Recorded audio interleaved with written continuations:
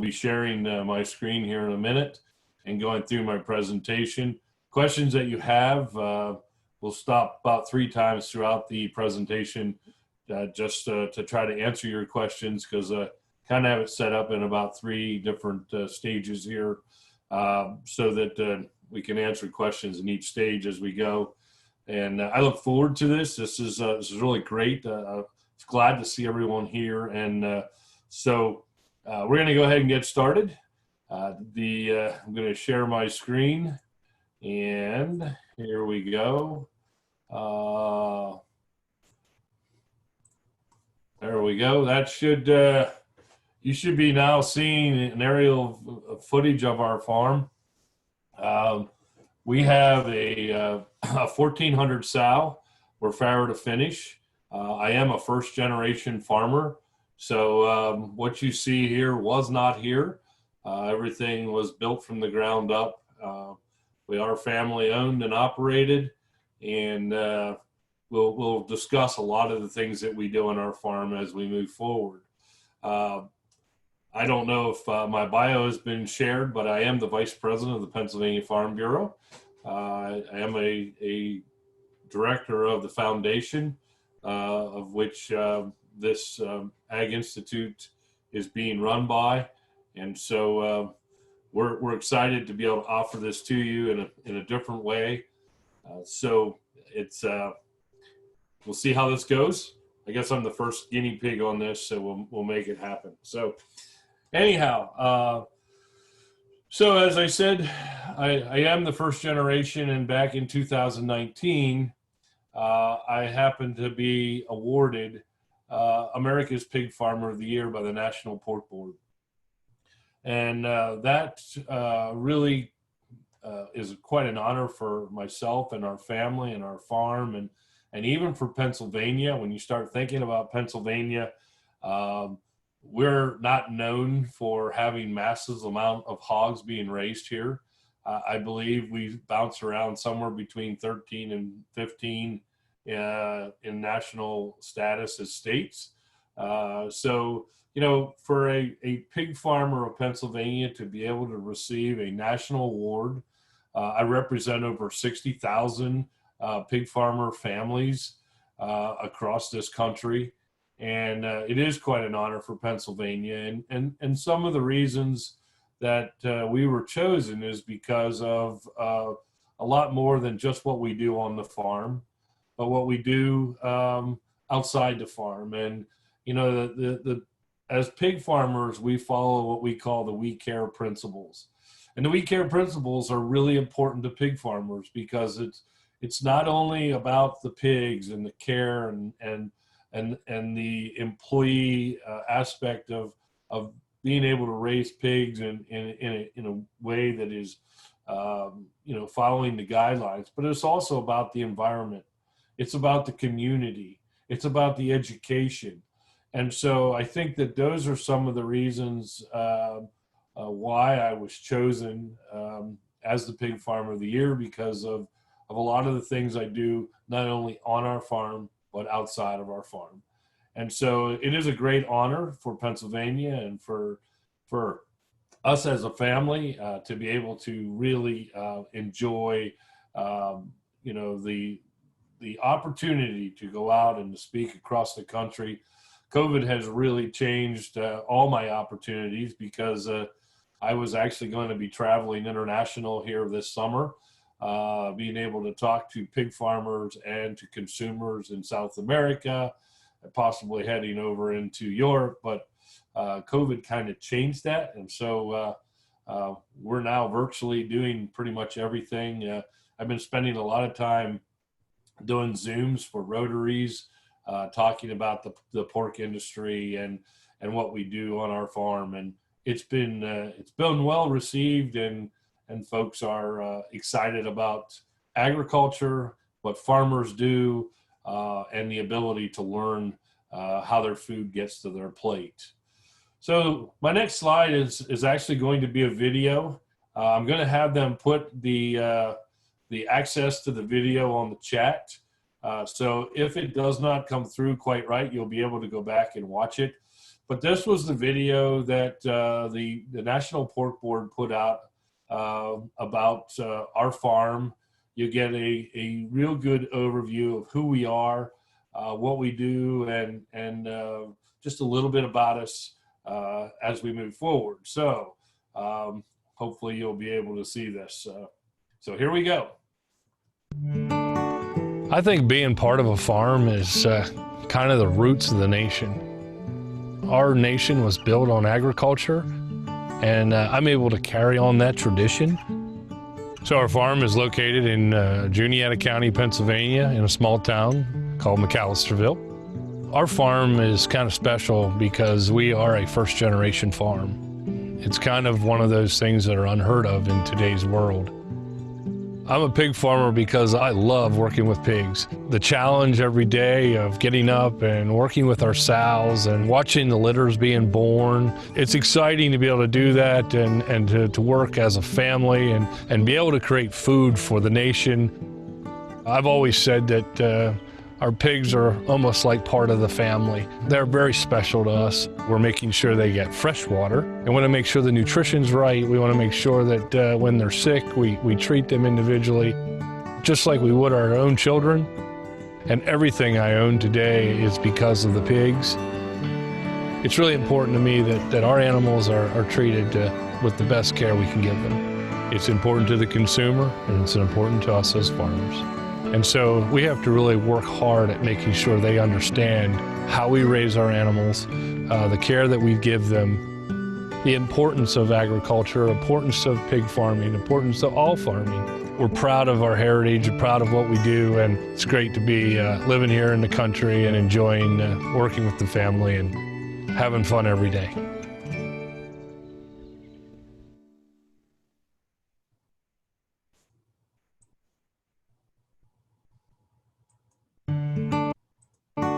I think.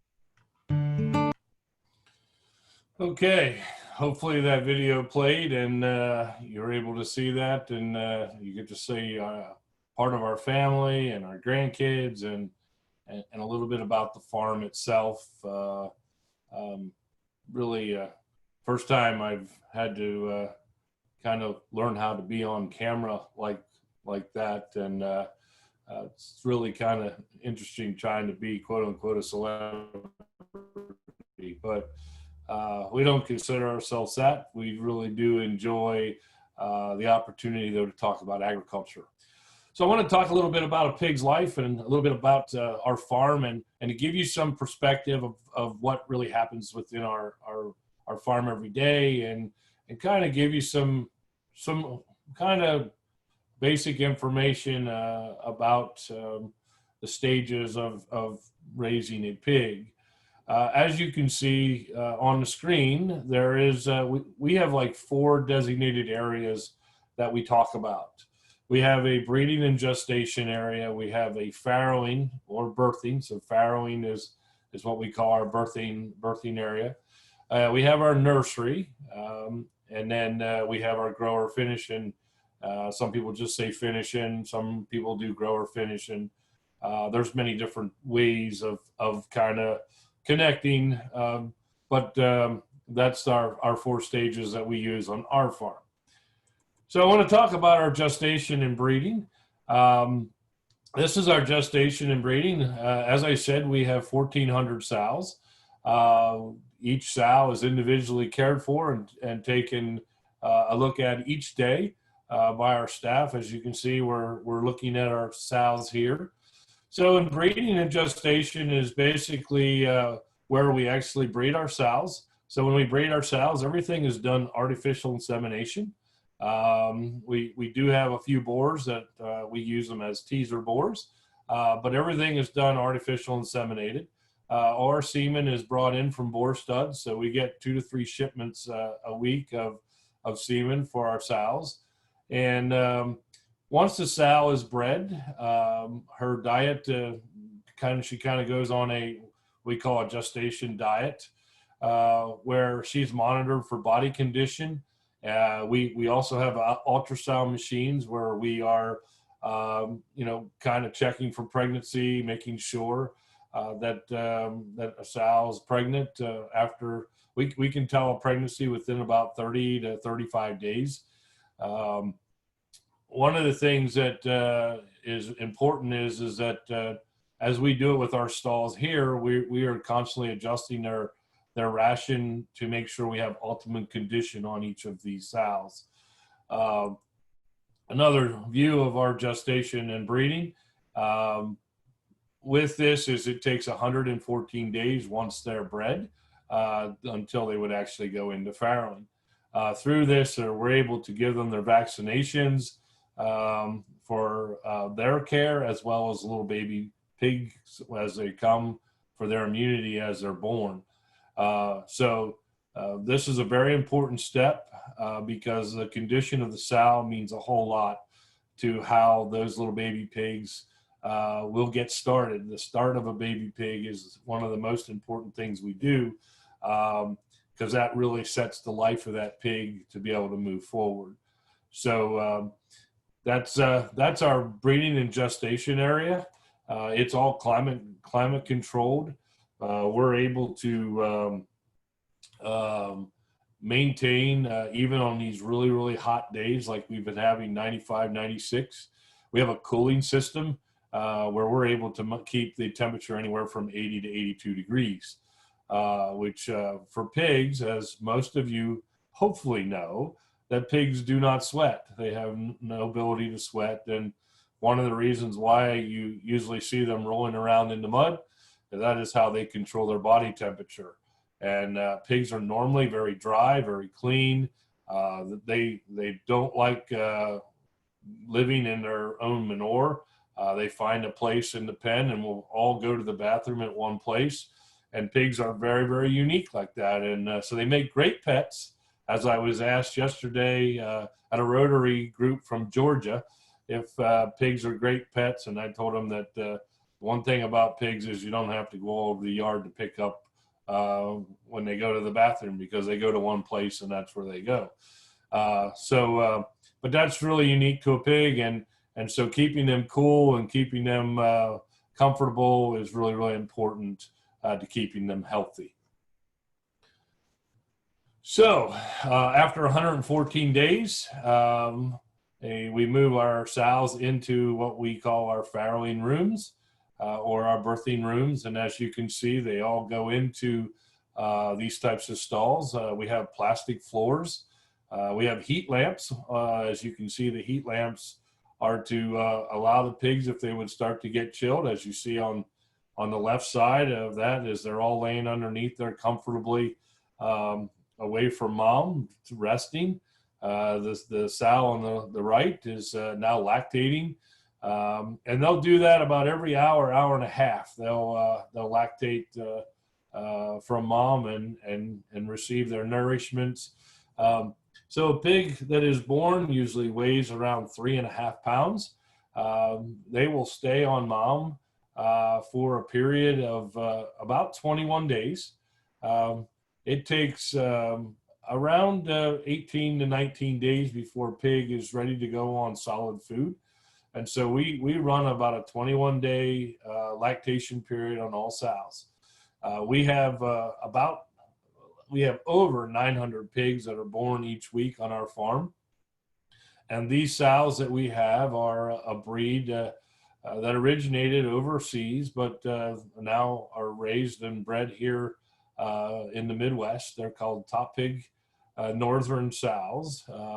These are TN70s, which doesn't really mean anything, but to the breeding company, it means a lot. But these sows are really efficient.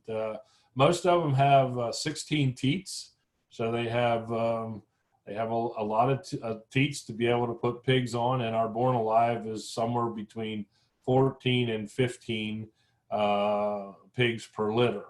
And when I talk about pigs per litter, I talk about viable pigs being born. And so these sows are very efficient. They're great mothers. A sow, once we start them off with a limited diet, it's a farrowing feed, which is a high fat diet for lactation. And so what we'll do is we get them on this feed and we get them rolling. A sow will eat about 30 pounds a day when she's after about a week and a half of lactating.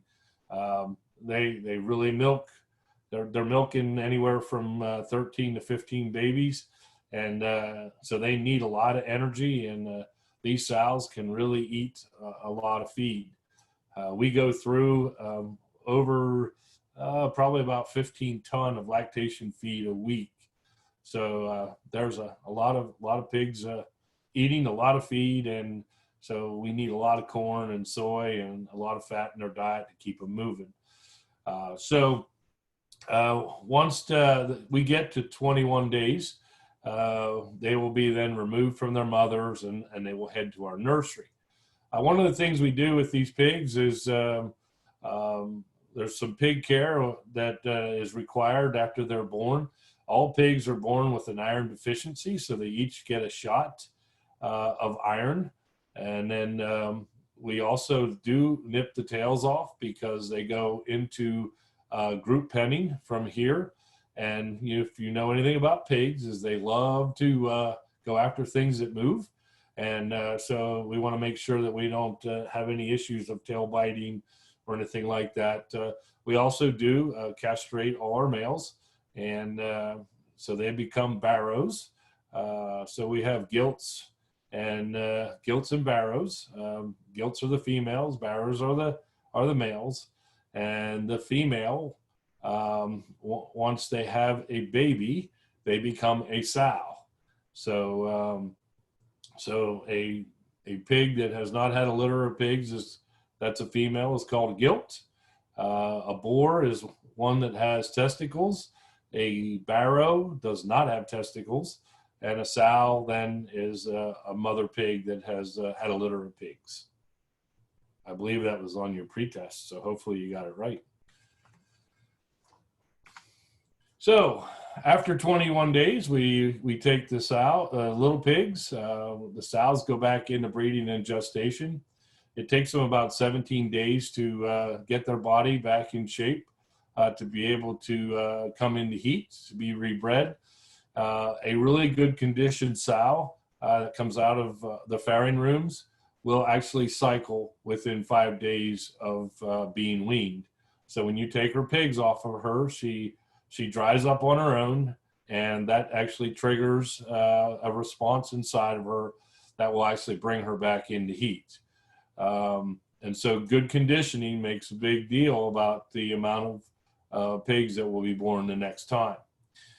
With the little pigs we take from mom, we put them all together, and we're little. I didn't get the picture on here, and I should have, but we have an old school bus that I took all the seats out of, and we actually load all these little baby pigs up, and we put them on a school bus, and we take them to our nursery, which is a separate building. And so they go in and they get put in here in pens. As you can see here, we have plastic flooring. There's water nipples that they can drink at any point in time. And we can give them individual care, pen by pen by pen. We sort them out. We try to make sure that they're sized together so that they equally don't have to compete with bigger pigs or have smaller pigs trying to compete with large pigs. So all the manure, all the water actually goes down through the floor into our pit that's underneath the barn. And you can't see it, but we do have feeders that they have choice of. We start with little baby pig pellets, has a lot of milk additives in the feed, and they just love it. They go after, need it. When we wean them, they were at birth they were about 3.5 pounds, and when we wean them, they're averaging about 13.5 pounds. So in 20 days, we can get about 10 pounds of birth on weight on them, and then when they get here, so they're 13.5 pounds, they will stay in this barn for 8 weeks, and they will grow. They'll go through 3 stages of feed. We start with the baby pig pellets, and we'll go to the starter, and then to a finishing feed in the nursery. And in here, they get vaccinated. And then each pig that actually, if need be, can be treated and isolated. We have empty pens that we keep where we isolate and treat pigs and follow the our veterinary guidelines that we have in our nursery area. So as they leave this barn, as you can see on the video, if you remember with the trucker and the things that were there, we put them on a truck and they average about 50 to 55 pounds. So in 8 weeks, they go from 13 and a half pounds to 50 to 55 pounds when they leave this barn. And when they leave this barn, they head to the finishing site. This is a picture of my grandson, and I thought I had some finishing pictures, but I couldn't find them. But these are finishing pigs within our system. This is actually one of our finishing barns that we own that we raise pigs in. And basically it looks just like the nursery. They come in here at about 50 pounds and we will run them up to about 18 weeks. So from the time they come in, within 18 weeks, they all will leave. We're shooting right now for 280 pounds. So some of the pigs who are fast growers can be ready to go within 13 weeks of being placed in this barn. And then we hand sort and make sure that we're sending the right size pigs out on the truck to the processing plant as we move forward. So this is our system. We have climate control through this barn as well, being able to use electronics and technology to be able to keep the conditions just right to be able to keep pigs growing optimally through their stages of life. The thing that's really, really important to us is about health. A healthy pig will grow quickly and will be the most efficient animal. So we do a lot of stuff, as you'll see as I go through the rest of this program, of what we do to try to keep pigs as healthy and as much comfortable and stress-free as possible, because that's what really helps us as we go through our daily work of getting pigs to market so that consumers have something to eat, on their plate. So this slide here talks about our healthy pig requires. And so this is one of the veterinarians that's looking over our herd. We do work really, really close with our veterinarian because I think it's really important that they're on the front line. They know what's happening. They know a lot of things about how we can mitigate some of any issues that are coming. We could talk for hours about disease and those types of things, but our farms are all shower in. So if you would come to our farm to be able to get in to see a pig, you would have to completely strip down, go through our shower. You would not be able to come in with any of your street clothes. You have to take a real shower and put on our clothes just to get in to see the pigs. So it's really important that we meet these things, whether it's the nutrition. Each stage of the pig requires something different, whether it's a sow or a baby pig or a finishing pig. Fresh water is optimal, and we'll talk about the environment a little later. Vaccinations, we know what things can affect pigs, and some vaccinations are very expensive, but we do them because it's the right thing for the pig and it's to keep them healthy.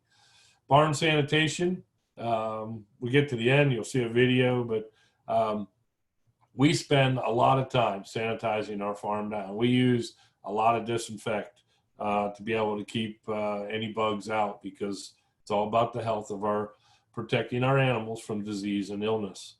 And then, as we said, we have veterinarian oversight, which is really, really important, and we do treat sick pigs. So this is a lot of what I've done in my lifetime. Whether or not you would like to use a pressure washer to wash down, to work at a hog farm, on a pig farm, everyone, including myself, it gets close and personal with a pressure washer. And so it's very, very important that our farm keeps clean, keeps dry, because healthy pigs are what we need. In today's world, there's not a lot of margin for taking care of sick pigs because of the cost of the healthcare is pretty expensive when you start looking at medicine and those types of things. So we try not to use any medicine, and we try to do everything we can to keep our pigs healthy. So there's been a lot of discussion about antibiotics, and so antibiotics is something that we do use.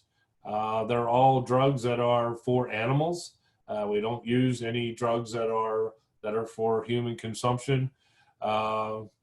But we do it with our veterinarian and oversight. We follow all the rules of the FDA with withdrawal times. And folks ask me, well, why would you need to give pigs medication? And I say this, and as I would answer it with anyone, when my son got sick, I would take him to the doctor because I wanted him to be well. And when the doctor says, well, here, I'm going to give you this medication, this will take care of it, I gave it to him. And so it's the same thing with our veterinarian. When he prescribes something that he knows will make the pigs healthy and will be what's right for the pigs, that's what we do. So to me, that's really, really important as we kind of work through this and we get to this, because making sure that we have healthy pigs and then even treating the pigs that are sick is part of who we are and what we do, because it's about taking care and giving the pig the best life it can have while it's in our care. So I believe I'm going to stop there, and I'm going to ask Cassidy if there's any questions that you'd like to know about our pig farm. Okay, so if anyone does have any questions, you can type them in the little question and answer box, the Q&A one, but we do have a couple. So Chris, what happens if your farm loses power during a storm? You have so much equipment and everything going on. So everybody wants to be at our farm during a storm. Every one of our farms has a automatic generator. So anytime the power goes out, we have automatic switchover machines that actually they flip, the generator kicks on, and so we have power that our generators are sized for the size of our farm. And so we have power that we can run the whole farm. During some storms back a few years ago, we were without power for almost 4 days. We had a fuel truck rolling in every day. We were burning about 200 gallons of fuel. And so that's really an important tool that we have at our farm. Every one of our farm has, in every location has a generator, and some of our employees, their houses are tied to that, and they have power as well. So that's how we keep power to our animals at all times. Okay, we have a couple more. So two kind of similar. Are the pigs ever outside, and are the sows in the cages for all 114 days? So our pigs are never allowed to go outside, and there's a couple different reasons for it. Number one, for climate control and for optimal weather. Pigs don't do well in heat. Pigs don't do well in cold. And so we want to be able to maintain a stress-free life. And so they have to, we keep them inside just to be able to control that. Also, there's a lot of different diseases. So birds carry a lot of different types of coronaviruses and viruses that pigs are acceptable to, and that they can get different diseases by being outside in the wild. So that's some of the reasons why it is about the pig's health, its safety, and also its performance. The sows are in the stalls during their pregnancy. They do have when we wean them, they go out into the pens. But sows can be very, very physical, and so when you put them together, they tend to fight, and they tend to figure out who wants to be the boss sow. And so we do keep them in stalls during their pregnancy, and we're able to monitor their feed intake, their water intake, and also their health, and to be able to give them their vaccinations. We are in the process, it's not in the pictures, but we are in the process of doing something new. It's called a free to roam system. And so what we will be doing is they will go into those stalls for the first about 5 weeks. Once they're confirmed pregnant, we are putting together what we call a free to roam system where they will go in group pens. We'll have to sort them by size, where they will be able to go into a group pen. They all will have RFID tags, and they'll be able to walk into a feeder that's designed to read their tag, and it will feed them based on what we have in the computer. We're trying to upgrade our Wi-Fi to really be able to do this. Living in rural America is tough because our Wi-Fi isn't really that great, but we think we can do this. Gives the animals a little bit more freedom to move around. It's what a lot of people are talking about, and so we want to try to meet that need. But today, our animals are individually housed in stalls to be able to, for us to do our job as the best we can to be able to protect that sow and to make sure we meet all her needs. Great. And a couple more. So how many litters does a sow typically have? And if you have 900 pigs a week, what is the average number of pigs on your farm at any given time? So let's see. So a sow on our farm, we have anywhere from gilts giving birth all the way up to some that has 9 or 10 litters.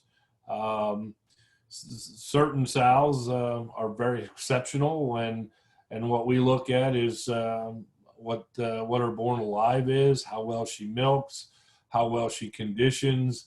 There's a lot of different factors that we look at to how a sow stays around on our farm. We continue to bring in new gilts each week, and so that there is some of the sows that are leaving, but we probably average about our sows average anywhere from 4 to 6 parities before they actually move on for processing. What was the other question? I forgot it. So we talked about how many average number of pigs on your farm.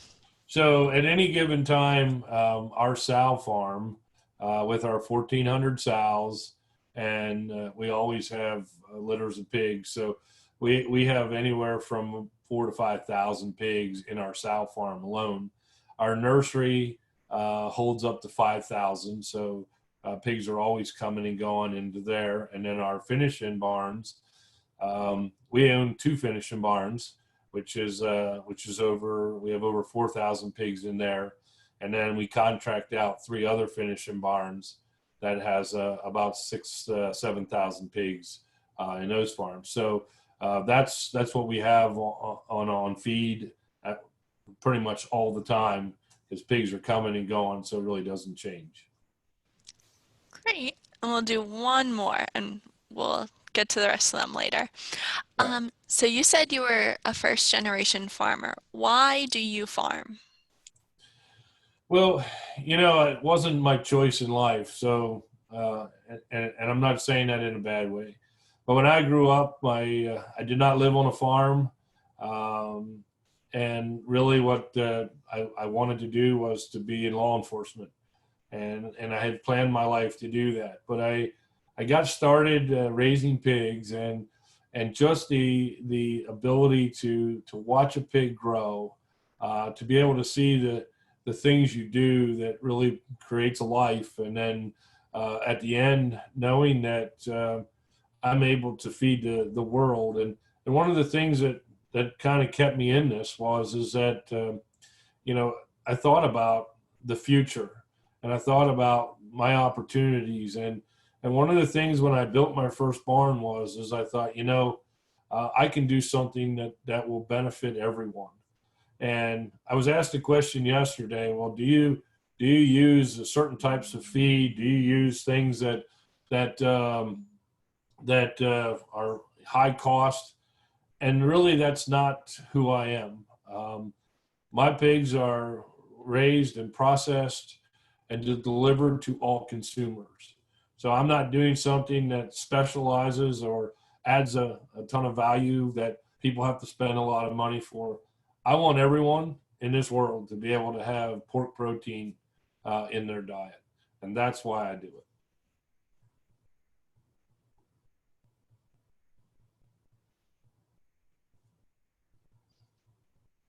Any other questions?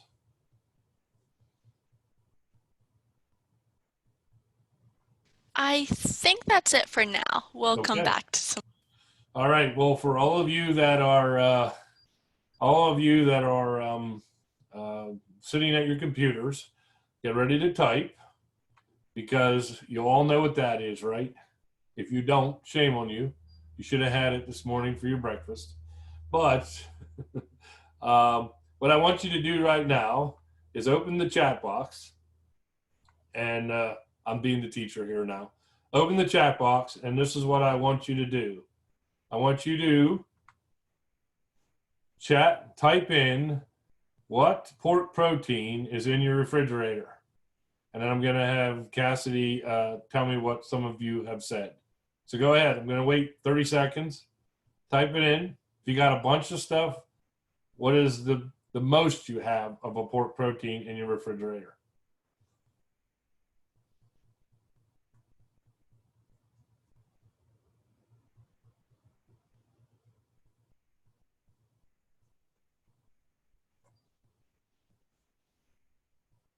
Cassidy, you can just start reading them off as they come in. All right, we have lots of them. Lots of bacon, Canadian bacon, sausage, ham.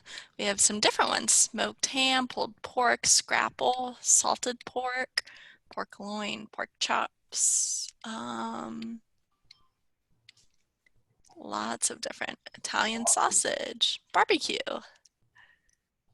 So give me addresses to all these people so I can go for lunch.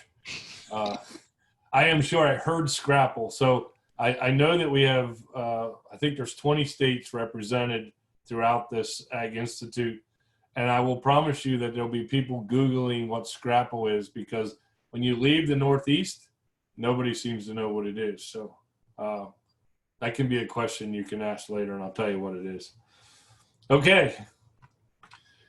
So I'm guessing most of you, I want to talk a little bit about the food, the food chain, the distribution chain, a little bit of how pork gets to the consumer. But I guess a lot of you have probably seen this over the last 3 or 4 months, where there's empty shelves, there's things that it's hard to explain. Consumers have kind of had a lot of questions about, oh no, we're not going to have enough to eat. And I think by the time we're done, you'll understand that that's far from the case. But I just want to start by saying, so, in a pig's life, this is one of the most important ingredients.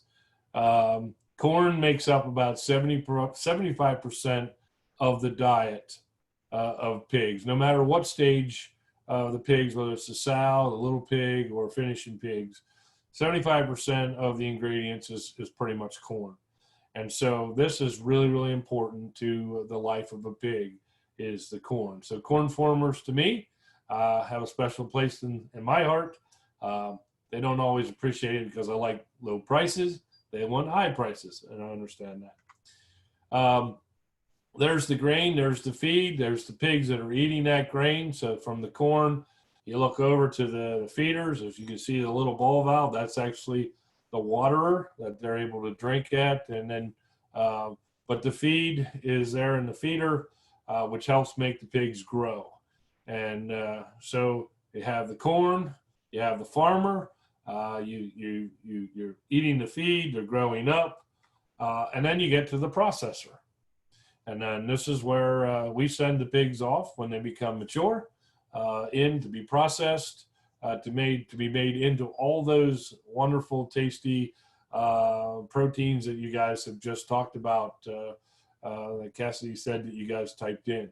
And so this is kind of the life of the pig. So as you go through it. So what happens after the processing? So after the processing, we as pig farmers, we have about 3 different stages where pigs are, they go through where we send all our animals, right?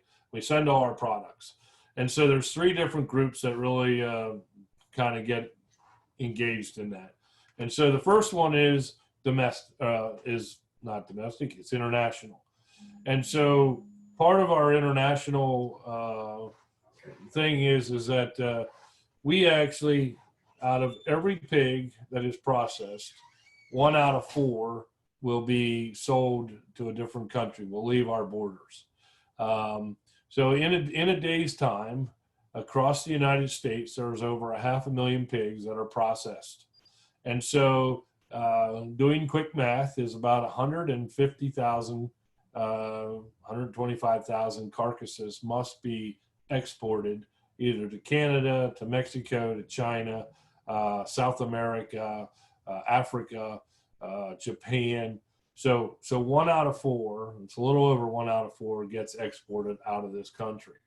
And so that export market is really, really important to a pig farmer, because where we are today, when we decided as a group of farmers, as the farmers decided we were going to feed the world, once you make that decision and you ramp up for it, it must continue. So trade is so important to a pig farmer.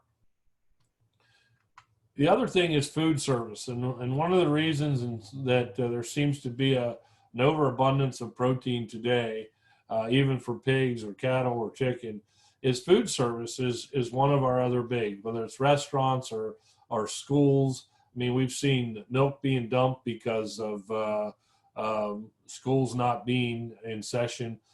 So food service is really an important aspect of where a lot of our pork is actually sold and processed, and chefs do a really good job of helping deliver that protein to the consumer. And so that's number 2 of where a lot of our protein goes. And then the other is the grocery store, which most of you will shop, whether it's Walmart or Safe Mart or Sam's Club or Costco or wherever it is. But a lot of the protein that consumers will consume comes from your grocery store.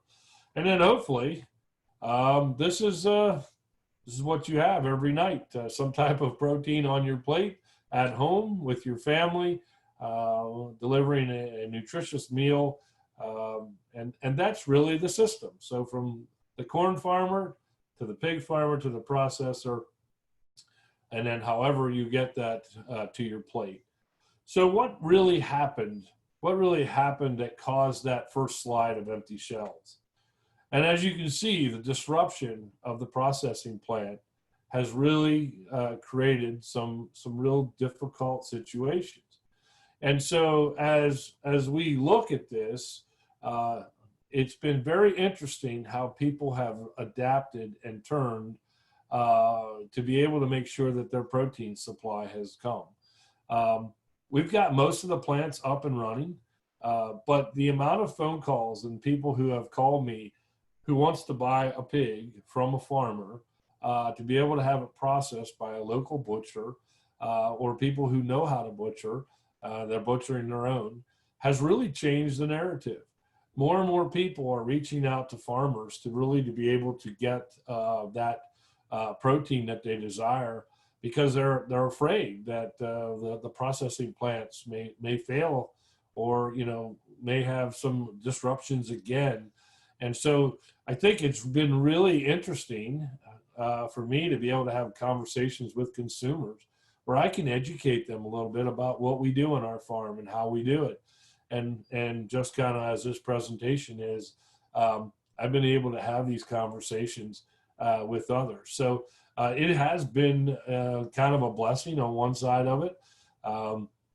We do worry about our processing plants, and we want to keep our workers safe, and that's the main driver of what we believe in and having it. But having a system that works is really important. And when you start thinking about plants that go down, as we've had over the time, you really start to see a backup of pigs, because it's the plan and how we export. As you see, our the three main drivers of where our pork protein goes.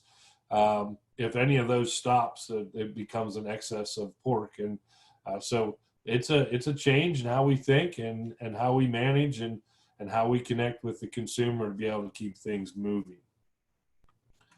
So I'm going to stop there and see if anybody has any questions about the supply chain. Cassidy, any questions? So we have some about the supply chain. Do you produce and mix your own feed? I do not. We get a ration that comes through our nutritionalists. So all our feed is sent, our corn and the stuff we buy is all sent to a local feed mill, where they actually mix up the ingredients based on our nutritionalist, and we get a complete ration. Our little pigs actually eat pellets, so we run the feed through a pellet machine, so they get little pellets. Our sows eat more of a meal ground up diet. So, but we get an actual feed that's produced. We go through over 100 ton of feed a week on our farm. So I can't raise enough feed. I have to buy ingredients to be able to create an actual feed for our animals. Have you thought about having an in-house butcher on hand moving forward? So one of my dreams has always been having a Lazy Hog Farm label on products, and we've talked about it, but it is a bigger feat than you would think. Trying to work through USDA and FDA, and then building a supply chain to be able to do that. One of the packers that I work with right now, one of the processors, actually does labeling and would possibly be willing to do that. But then I have to be able to formulate my own, how do I want to cure my bacons? How do I want to make my hams? I have to kind of put all that together. So it may be something I look at in the future, but I dream about that, I guess, is what I put it, like being able to walk into Walmart and see Lazy Hog Farm as a brand. That would be pretty awesome. That would be pretty cool. Two kind of related. Did you have any disruptions with your processing plant during, our recent shutdown?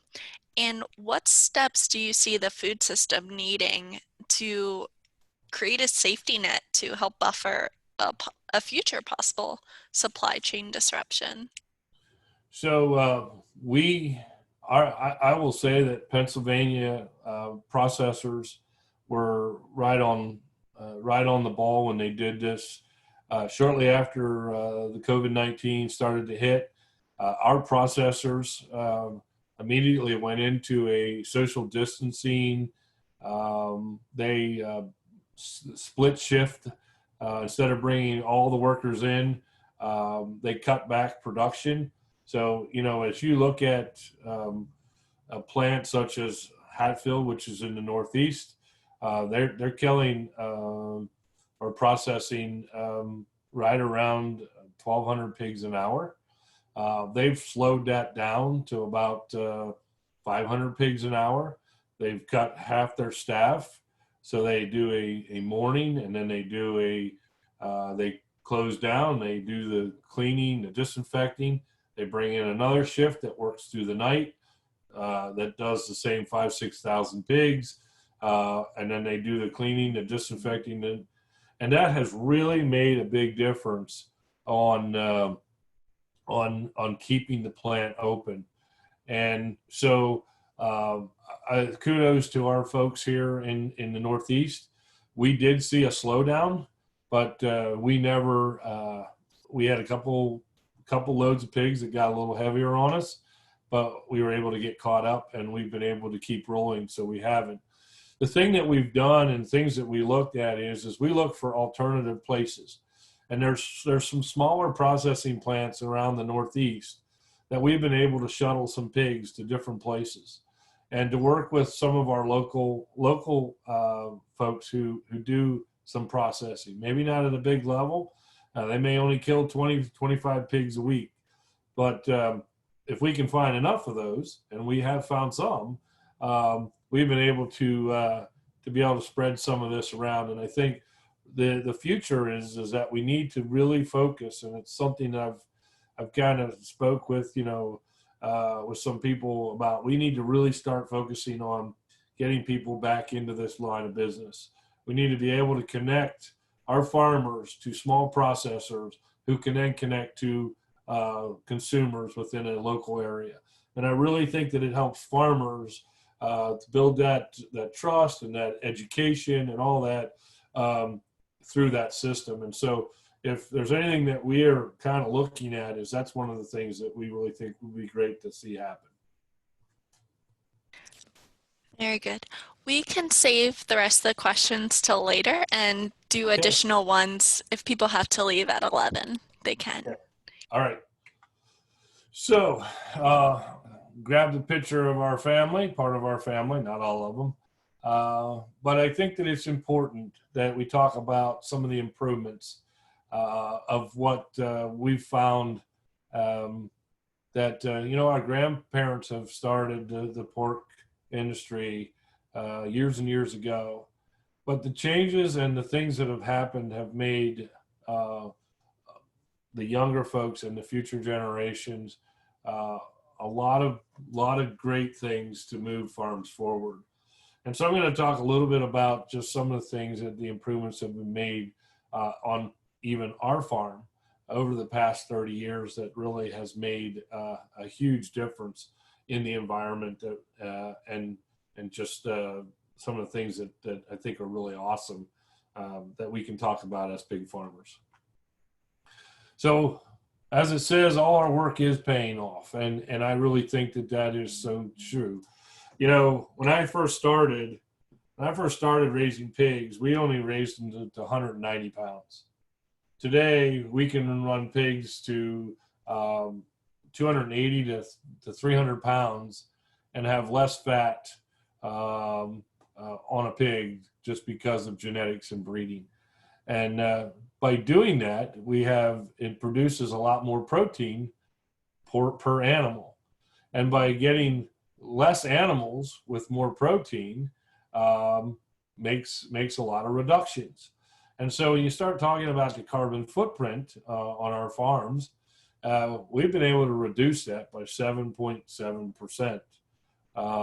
And I'll show you a graph of where pig farmers stand right now in one of the next slides. And I think you'll really see that we can be, I think the pig farmers, the pork industry can be carbon neutral within the next 5 years. Reduction of water.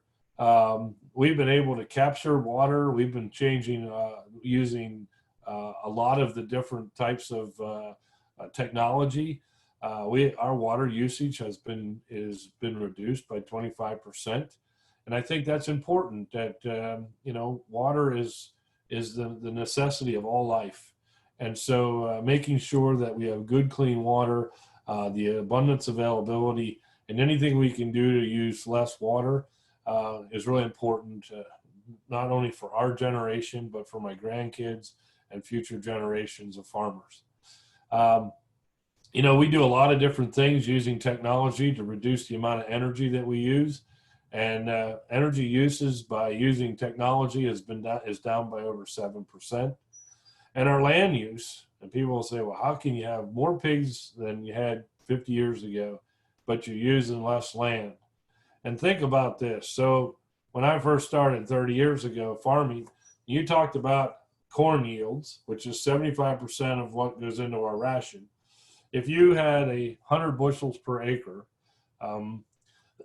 you were probably you were a pretty good farmer. You were really doing a great job raising corn. Today, we got guys who are well over 300 acres per bushel, 300 bushels per acre. Let me do that again.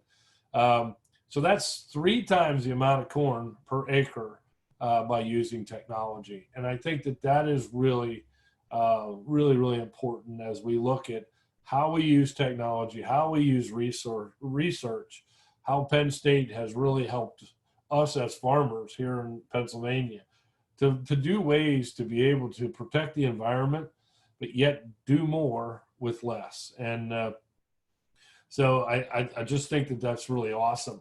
So I kind of got some really cool slides as we come next is kind of correlates what you would have to do for me to be able to do go back to the way we were. So if I wanted to use the same amount of water as I used 25 or 30 years ago, I would have to ask all of you to shower 90 times less per year. I don't think about that. I'm not sure that you'd ever want to get together with each other if you were taking less showers. So we'll just continue to reserve the water and let you guys shower. I think that's the best part. The energy usage, every American would have to quit using their refrigerators to save that much energy. Now, I don't know about you, but I don't want to give up my refrigerator. I was in Mexico a few years ago where I believe the statistics at the time that 4 out of 10 folks in Mexico actually owned a refrigerator. And so that left the rest of them having to go out and actually get their fresh proteins or produce. They had to shop almost every day because they had no way of keeping things to be able to use them the next day or the day after.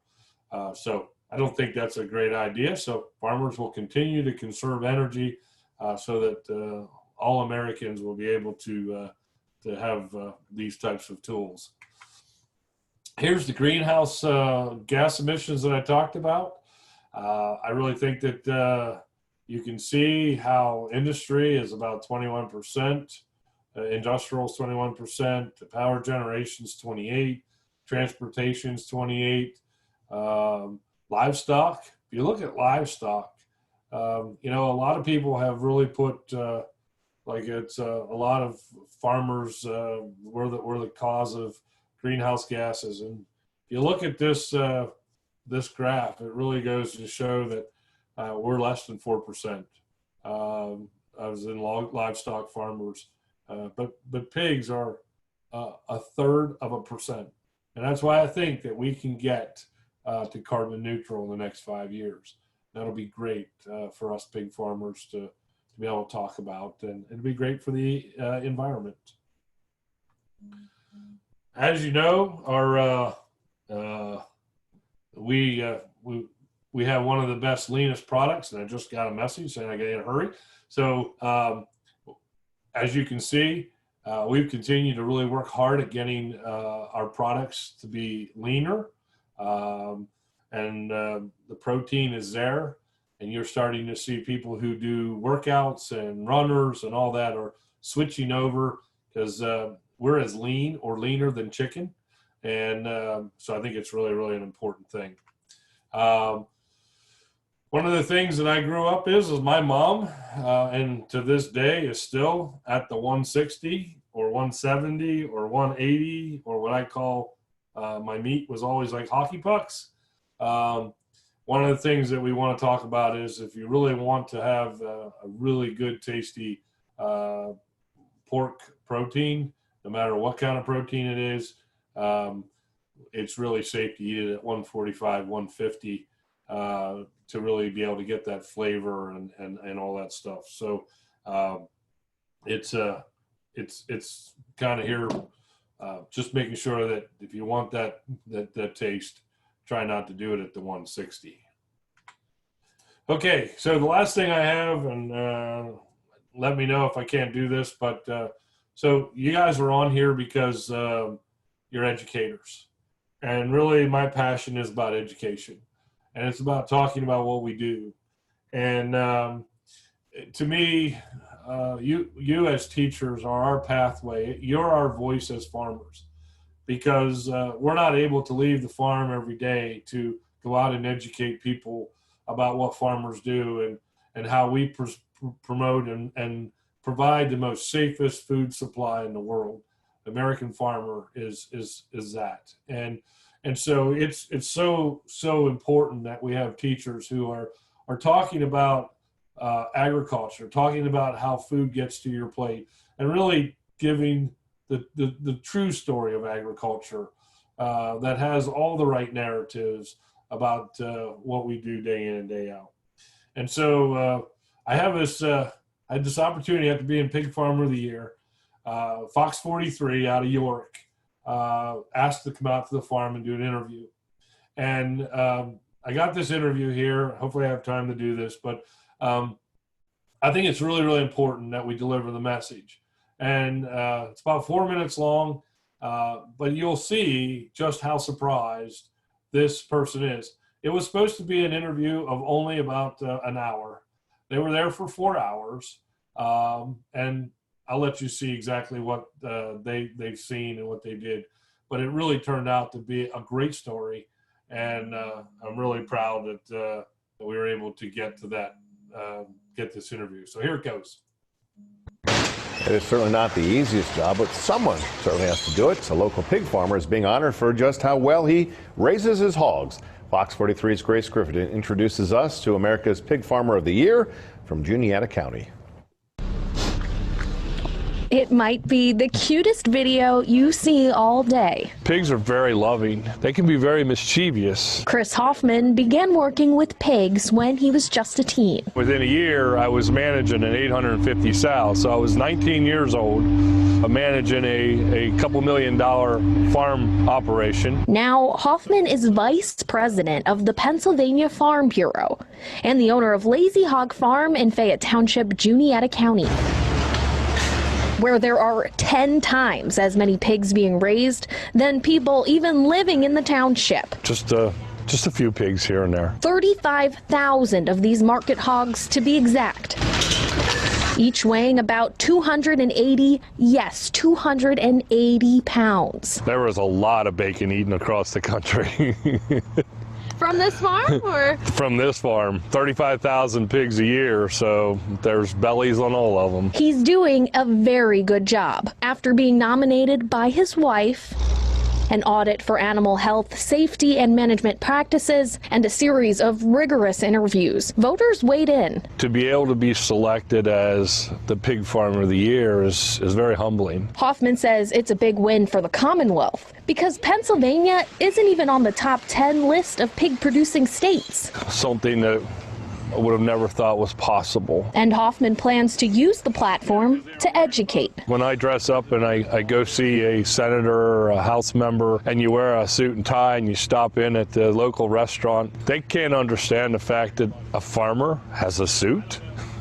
We're business people. Looking to answer questions like, where does pork come from? A lot of third graders think that their food comes from Walmart. And how do pig farmers care about their animals? They have it made, really. And to start a national conversation about pig farming and teach our nation's leader about farmers' commitment to always do the right thing for their animals. I want to sit down with the president and talk about agriculture because that's much needed. He's not a farmer. And neither are we, so Hoffman gave us an inside look. But first, we actually have to go through this door, strip down and shower before we can even go inside to meet the pigs. So here we go. Boots, coveralls, and we're ready to go into the nursery. Okay, here we go. Have you ever seen this many pigs? More than 900 piglets, born here each and every week. If you actually come and sit down in the pen they will run away for the first 2-3 minutes, and then they can't help themselves. Like clockwork, It's starting to happen, and I'm loving every second of this. being inside the pens isn't so bad. Plastic floors with holes so the pigs can go to the bathroom, and a climate-controlled environment. For piglets, it's set at a toasty 85 degrees, keeping them happy and, more importantly, healthy. Because our pigs are always here, we want to keep them as disease-free, as healthy as possible. That means keeping track of and even isolating the sick ones. If they get sick, we individually treat them. They don't have to pay for health care. The piglets weigh between 2 and 3 pounds at birth, but grow rapidly over 26 weeks. They have all the food they can eat. They have all the water they need. Whether overseeing the farm or flying to different states and educating the next generation of farmers, A day is just pretty awesome because it's never the same thing. The better the team around you, the better chance of success, and that's what allows me to do what we do today. in Fayette Township, Juniata County, Grace Griffithton, This was like the most amazing thing I've ever experienced. Fox 43 News. And Hoffman's achievement is drawing praise from the Pennsylvania Department of Agriculture. Pennsylvania is very proud of him on his accomplishments and proving that we are, one of the leaders in the nation when it comes to agriculture.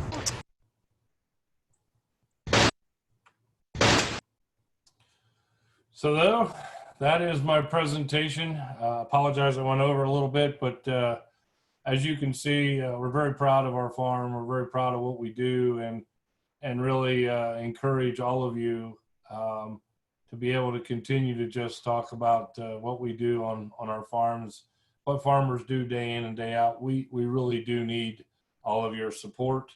And I know they're going to be asking you all for to be able to put lessons together. You get extra credit for doing that.